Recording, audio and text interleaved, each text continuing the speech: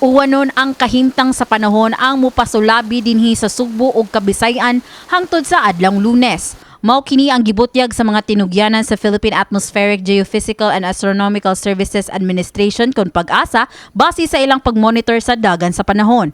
Ang low pressure area nga nahimutang duol sa Eastern Samar ug ang shear line kun ang pagtagbo sa bugnaw nga hangin gikan sa amihan ug sa init nga hangin gikan sa dagat Pasipiko maoy magdala og pag-uwan dinhi sa Kabisayan. Nasayran nga gawa sa LPA sulod sa Philippine Area of Responsibility, dunay laing LPA ang nasigpatan gawa sa nasod nga nahimutang duol sa Mindanao. Apan giklaro sa PAGASA nga layo ra ang kahigayunan nga kining maong mga LPA mamahimong bagyo. Apan matod sa weather specialist sa PAGASA nga si Jomar Eclarino nga di gihapon angay mo kumpiyansa ang katawhan tungod gipaabot ang kusog nga mga pag-uwan ning weekend hangtod Lunes. Gani matag karon og unya dunay mga thunderstorm advisories o warnings nga gipagawas ang PAGASA.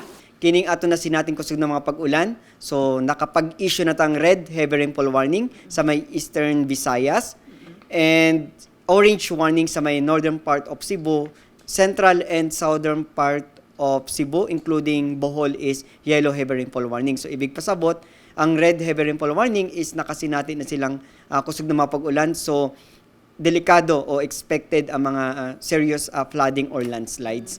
While ang orange heavy rainfall warning sa northern part of Cebu is threatening ang flash floods and landslides, and the yellow heavy rainfall warning is possible ang flash floods and landslides. Gani, dunay pipila ka bahin sa lalawigan sa Sugbo ang gikatahong gibahaan na sama sa Barangay Tubod sa Toledo City. Human sa bunok sa uwan Sabado sa buntag, gibahaan na ang mga kadalanan sa maong barangay hinungdan sa pagka-stranded sa mga motorista. Mausab kini ang sitwasyon sa ubang bahin sa probinsya sama didto sa lungsod sa Katmon. Mipahimang no usab si Eclarino sa mga mananagat sa paglikay sa paglawig sa ilang gagmayng bangka sa duol nga baybayon ug dagat. Kini mga gagmay sa sasakyang pandagat dahil sa moderate to rough sea conditions sa Central Visayas is delikado sad sa paglawig until this Monday. And kining atong nakita ang atong mga kababayan, so padayon makipag-coordinate sa atong mga local government units and kining atong mga disaster managers para sa atong safety. Kini si Mary Frances Lynn Kaayon alang sa MyTV Cebu.